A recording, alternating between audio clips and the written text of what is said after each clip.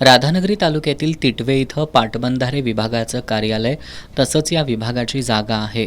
या परिसरात मोठ्या प्रमाणात वृक्ष आहेत. अर्जुनवाडा रस्त्यावर असलेल्या 2 धोकादायक झाडांबाबत तिटवे ग्रामपंचायतीनं पाटबंधारे विभागाला लेखी पत्राद्वारे तोड करण्याची विनंती केली होती.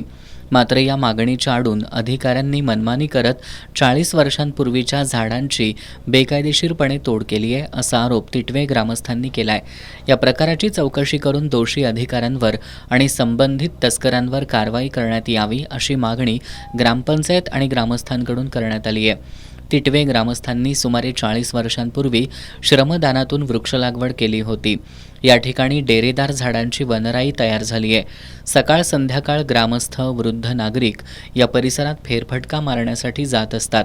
मात्र अलीकडं पाटबंधारे विभागाच्या आदेशानं या परिसरातील काही झाडांची बिनधास्त तोड करण्यात आली आहे.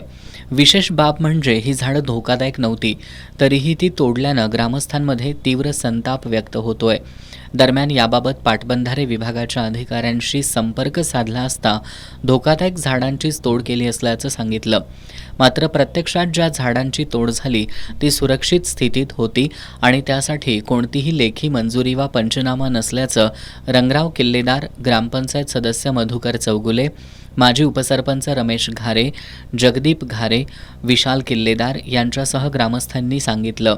या प्रकरणात कुणाच्या परवानगीनं कोणत्या झाडांची कोणत्या निकषावर तोड करण्यात आली याचा सखोल तपास होणं गरजेचं आहे. एस न्यूजसाठी राधानगरीहून नामदेव कुसाळे.